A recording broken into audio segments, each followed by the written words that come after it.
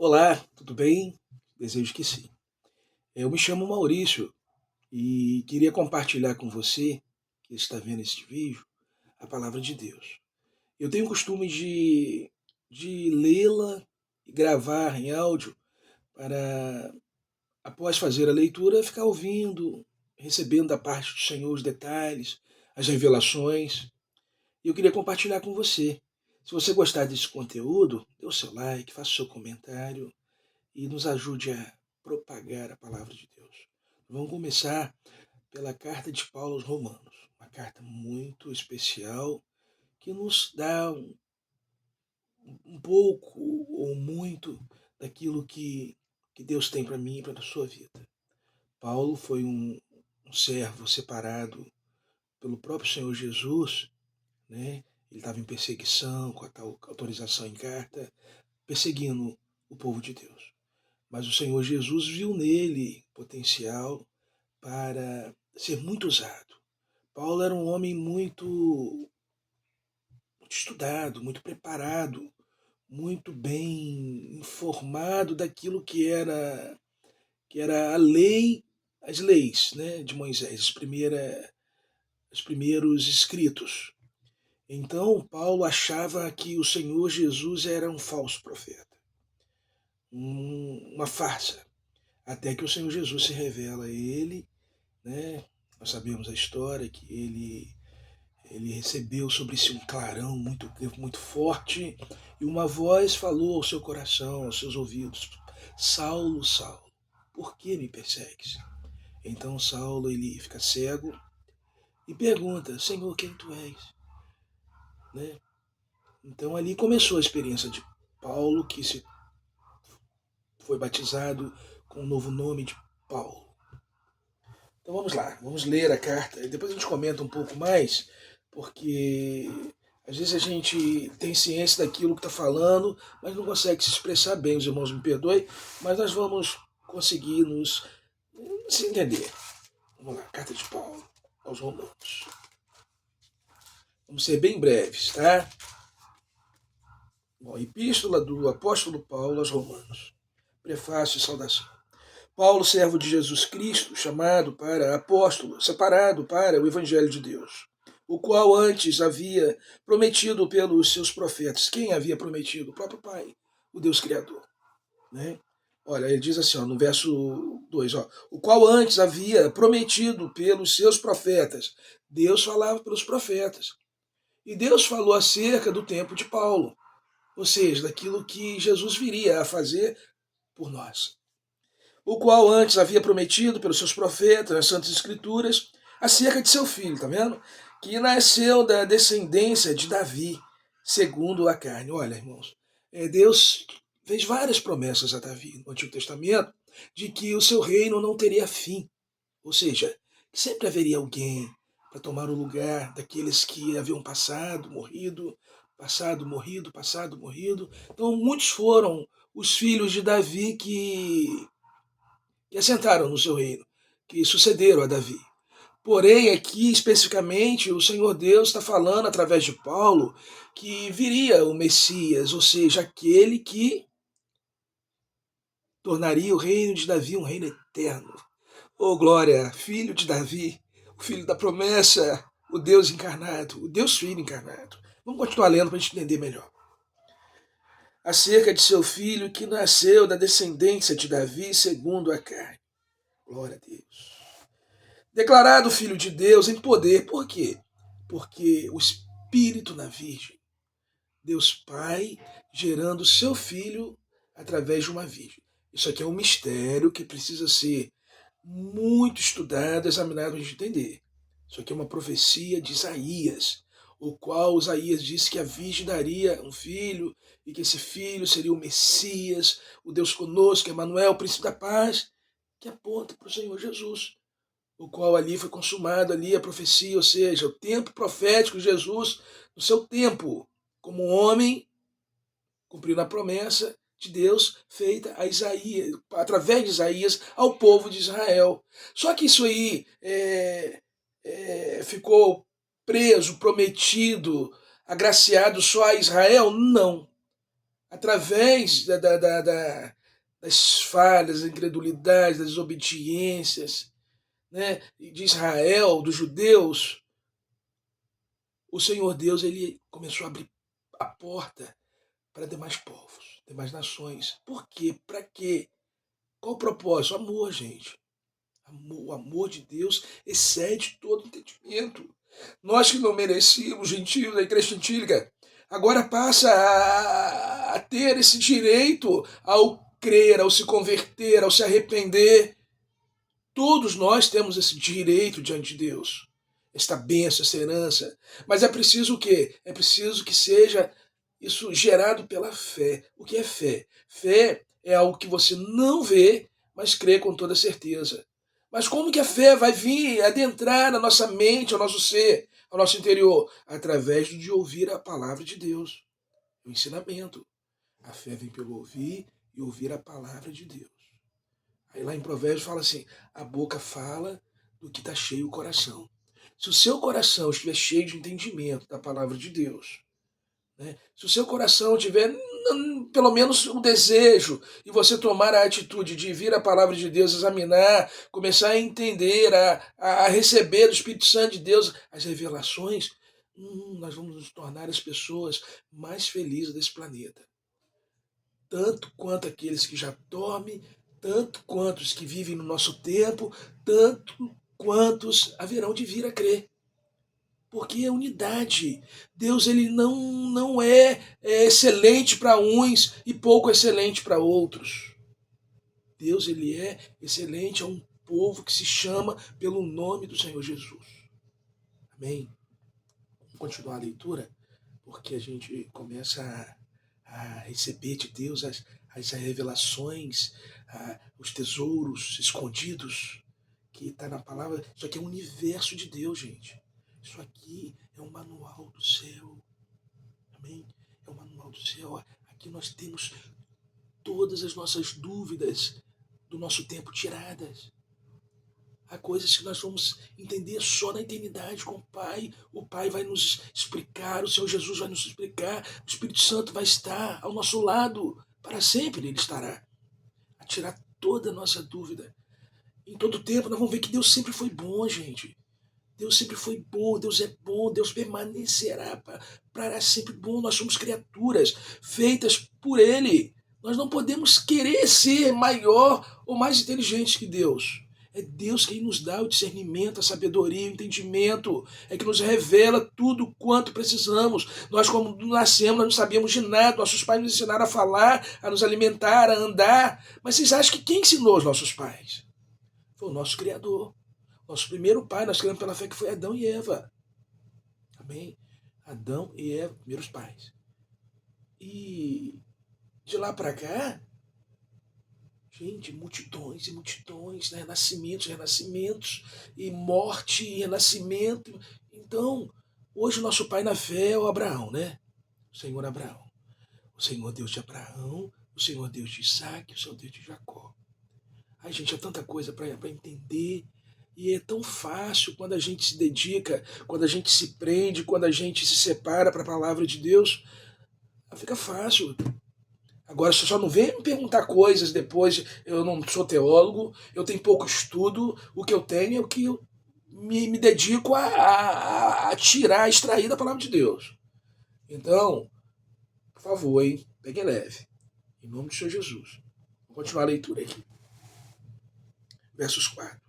Declarado Filho de Deus em poder, segundo o Espírito, santificação, o Espírito Santo, em comunhão, em união, em unidade com a princesa Virgem Maria, pela ressurreição dos mortos, segundo o Espírito, santificação, pela ressurreição dos mortos, Jesus Cristo nosso Senhor, pelo qual recebemos a graça e o apostolado, aqui está falando do seu chamado, para a obediência da fé entre todas as gentes pelo seu nome, entre as quais sois também vós chamados para ser de Jesus Cristo, a todos os que estáis em Roma, amados de Deus, chamados santos, graça e paz de Deus, nosso Pai, e do Senhor Jesus Cristo. Falando do chamado dos romanos. Mas estendeu até nós, hein? Não se esqueçam.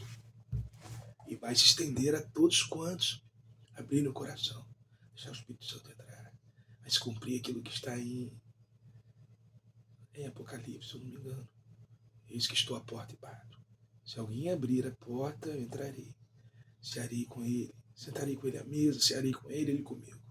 Isso fala da nossa vida espiritual, do nosso ser, do nosso homem espiritual. Que nós temos dentro de nós duas naturezas, a natureza espiritual e a natureza física, carnal. Ou seja, aquilo que é do meu entendimento e aquilo que é do entendimento de Deus. Deus nos deu a fé para crermos nesses mistérios. Então, se você se alimenta daquilo que é espiritual, aquilo que está dentro de você, o seu ser espiritual, ele vai ser fortalecido. E vai haver um embate, mas, porém, vai prevalecer o mais forte. E quem precisa ser o mais forte para estarmos em Deus? A fé, o homem espiritual. O meu Maurício espiritual. Não o meu Maurício carnal. O meu Maurício da razão. Eu sou fraco mesmo, sou homem, sou pecador, sou falho. Tá, tudo certo. Mas e para aquilo que Deus tem te chamado? Para não pecar, para não cobiçar, não deixar a ira adentrar seu coração, sua mente, desejar mal, mesmo que ele tenha te feito mal, não se pode pagar o mal com o mal, né? Que aquele que está no erro, está na falha, está cometendo o mal, ele está sem Deus. E se você tem pela fé que está com Deus, orar pelo seu próximo. Cumprir aquilo que Jesus pediu. Orar pelos inimigos, pelos perseguidores. Bem-aventurado aquele que sofre perseguição. Bem, por quê? Porque é isso mesmo. Há um embate. Trevas e luz. Né? Pecado, santidade. Desobediência, obediência. Né? Os amiguinhos que se dizem amigos, mas não sai nada de sua boca agradável, né? Respeita ao reino, respeita ao Senhor Jesus, respeita a salvação, respeita a obra que Deus está realizando nos corações. Vamos lá, versos 8, fé dos romanos, Paulo anela vê-los. Primeiramente dou graças ao meu Deus, por Jesus Cristo, acerca de vós todos, Paulo feliz pela conversão deles, porque em todo o mundo é anunciada a vossa fé, pela fé. Porque Deus, a quem sirvo em meu espírito, no Evangelho de seu Filho, me é testemunha de como incessantemente faço menção de vós. Vendo, gente? Sempre teve alguém orando por nós. Sempre haverá alguém orando por nós. O nosso intercessor, como a palavra diz, que está ao lado do Pai, intercedendo por nós, advogando as nossas causas, o Senhor Jesus Cristo, ele é o nosso principal intercessor. Mas ele orientou, ficar em Jerusalém. Ele orientou para orar sem cessar. Ele cobrou de Pedro, de alguns outros que estavam ali com ele nos seus últimos momentos. Não pudeste vigiar comigo nenhuma hora. Então a oração nos dá intimidade para com Deus. Deus, ele quer se tornar íntimo de nós. Ele é Deus, onisciente, onipresente, onipotente. E nós somos o quê? Nós somos alvos do amor de Deus e do inimigo de Deus. Tá? Nós somos o motivo de muitas das vezes Deus ficar triste. E muitas das vezes Deus ficar feliz. Criador, Pai. É como um filho que às vezes comete muitos erros e o pai se entristece. Muitas das vezes o filho fica sempre ao lado do pai. Perdão, pai, desculpa. Não vou fazer mais. Tá certo, o senhor está certo. A senhora está certa. Eu errei, pequei, mas estou aqui. Me ajuda, me ensina, me capacita, me fortaleça. Lembra do filho pródigo? Ao se arrepender. Ao se arrepender, não. Na verdade, ele... Quando a ficha caiu, que ele viu que ele estava na furada, sozinho, solitário, abandonado, cheio de necessidades, ao avistar ali bolotas, a palavra diz que eram comida de porco, né? Porco mesmo, animal. E que ele desejou comer aquelas comidas. Porque só tinha aquilo. Você já passou necessidade? Você já precisou de comer e não ter naquele momento que comer e você ficar triste, preocupado? Será que vai ser sempre assim? Pois bem, aquele jovem, ele, um tempo atrás, tinha tudo com seu pai. O pai era fazendeiro. O Senhor Jesus contou essa história, essa parábola. Parábola do filho pródigo. Procura lá, você que está leigo, você que ainda é novo na fé. Lê essa história. Entenda que foi o Senhor Jesus mesmo que contou. Aí ele conta. Vou contar a história rapidinho para vocês. Um pai e dois filhos. Pai muito rico, fazendeiro, cheio de funcionários, empregados. E um certo dia, esse filho mais jovem, ele chamou o pai numa conversa de pai. Como o Senhor me liberar a minha parte, minha herança? Eu estou querendo ir embora. Mas como que eu vou embora sem ter como viver ou sobreviver? Só tem como me dar, minha parte, me cabe. E o pai, sem entender, triste, deu a ele a sua parte. Mas o pai tinha no seu coração que ele ia voltar. Claro que tinha. E então, o pai dá, sabendo que não ia dar muito certo, não. Crendo que pela fé o filho ia voltar. E foi. Aí a história, o Senhor Jesus conta que ele gastou tudo com meretrizes, moças de programa, né? Bebedeiras, não fala em drogas, mas gastou. Gastou tudo quanto tinha, sua herança ali, com amigos que fez, ou já tinha, né? Não sei. E aí, ao ver que estava sem provisão nenhuma, ele se submete a apacentar porcos e deseja comer comida de porco. E aí vem o mais gostoso, uma experiência maravilhosa, que talvez você também tenha tido, eu tive. Ele para, pensa, lembra, reflete e deseja, senta no coração voltar para o Pai. Ele para e olha só como que ele reflete as coisas, a situação. Meu pai, os funcionários do meu pai, tem tudo. Não lhes falta alimento. E eu estou aqui, perecendo. Voltarei para o meu pai.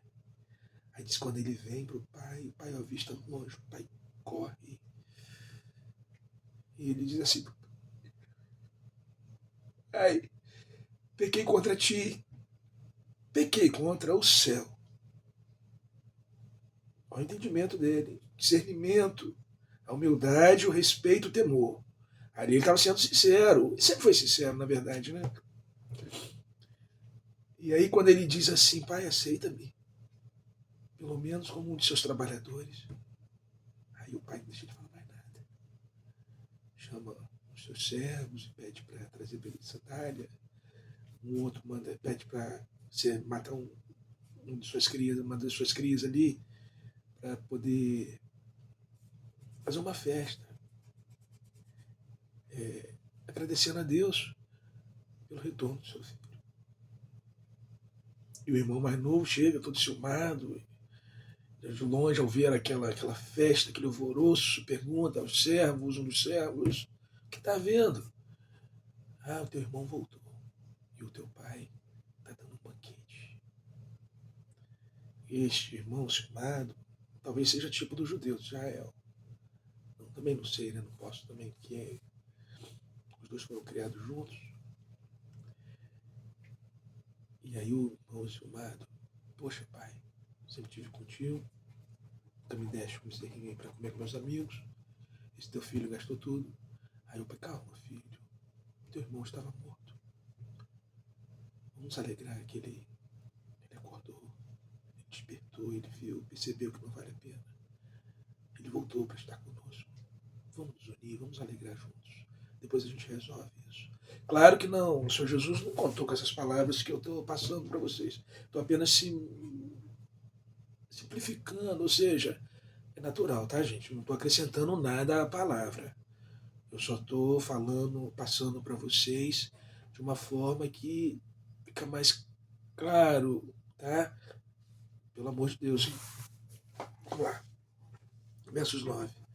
Porque Deus aqui em sirva em meu espírito, no evangelho de seu Filho, minha testemunha de como incessantemente faço menção de vós, pedindo sempre em minhas orações que em algum tempo, pela vontade de Deus, se me ofereça boa ocasião de ir ter convosco, porque desejo ver-vos, para vos comunicar algum dom espiritual, a fim de que sejais confortados.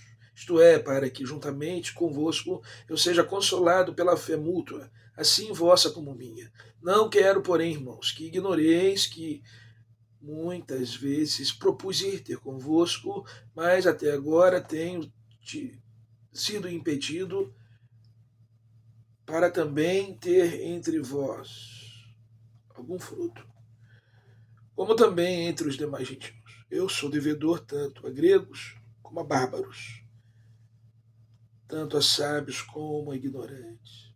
E assim, quando está em mim, estou pronto para também vos anunciar o Evangelho. A vós que estáis em Roma. Bem, Paulo ele tá se talvez justificando, né? Como quem dizendo, eu recebi e agora a minha função, meu dever é compartilhar, é também manifestar a graça de Deus, qual outrora me alcançara, para que também sejais alcançados, né? A justiça pela fé é o assunto da epístola. Verso 16. Porque não me envergonho do evangelho de Cristo, glória a Deus, pois é o poder de Deus para a salvação de todo aquele que crê, primeiro do judeu e também do grego. Tá vendo? Ó, vamos ler de novo. Ó. Porque não me envergonho do evangelho. Quem é chamado não se envergonha, meu irmão.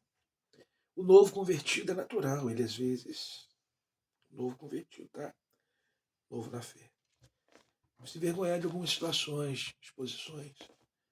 Mas o maduro não. O maduro ele entende que é preciso honrar, não se envergonhar. Bem, aquele que é maduro está entendendo o que eu estou falando. Você, certo, um dia você já se envergonhou de algumas situações. Mas hoje não. Hoje nós confessamos que o Senhor é bom em todo tempo. Em todo tempo o Senhor é bom. Na morte, na vida, na alegria e na tristeza. Bem, porque o fim profético de todas as coisas será o arrebatamento da igreja, de um povo que se chama pelo nome do Senhor Jesus. Ah, mas os judeus lá que já dormem, nem conheciam Jesus. Meus irmãos, isso é da economia de Deus, do Pai. Simeão, por exemplo, com Dona Ana, aqueles dois idosos que apresentaram o Senhor Jesus no templo.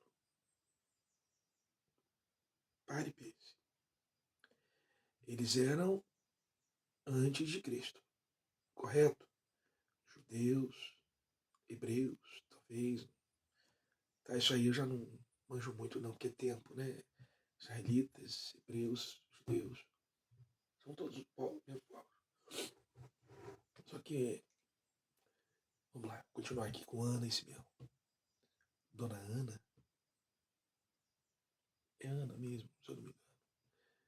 Se não for, depois eu volto aqui e digo a você certinho o nome dela. Vou caçar aqui depois, procurar nas escrituras. Aí, Ana profetiza, né? Glorifica o Senhor. E Simeão pega o Senhor Jesus, apresentar no templo, né? Que ele era um líder religioso. Não sei se era sacerdote, sacerdote, talvez não, porque ele não era da elite.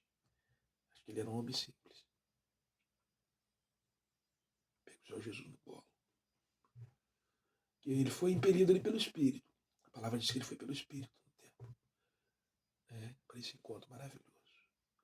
E aí ele pega o menino e diz a Deus assim, como com essa, não sei se é com essas palavras: Senhor, agora pode pedir o teu servo em paz, porque os meus olhos veem a salvação, a redenção do teu povo Israel. Aí ele profetiza, fala algumas coisas ali, mas não é que ele profetiza, ele fala daquilo que já estava profetizado e ele dá ênfase naquilo. E diz, né, também acho que fala também dos gentios. Depois Israel, os gentios, olharão, né, e verão nele ali, não só verão, terão nele a salvação. Meus irmãos, a palavra não se deixa confundir. A palavra, ela desde o início ao fim, de Gênesis ao Apocalipse, ela vive em harmonia. Elas são trazidas do começo ao fim, em respeito, em comunhão, em consolidação e unidade. Então, qual é o maior motivo de discussão nos nossos dias a respeito de religião? É que os primeiros pais tomaram posse da bênção e acharam que era só para eles a misericórdia, o amor, o poder, o relacionamento, a provisão de Deus. Mas Deus, como Criador de todo o universo, de todo o mundo, ele sempre sentiu a necessidade de ser procurado como tal, reverenciado como tal, né? Então, a Deus dele quer ser adorado, ele quer ser respeitado, ele quer ser temido. Gente, é o nosso Pai, nosso Criador. Como Criador, como Pai, ele merece o devido respeito. Porque qual pai que sente prazer num filho rebelde, autoritário, agressivo, xingador, malcriado, né? Muitas das vezes é preciso correção. E algumas das vezes não tem jeito. Por que será? Aí vem lá. Quem é o pai da mentira? Quem é o enganador? Quem é o rebelde? Quem é o amaldiçoador? Quem que trabalha contra o reino, a salvação?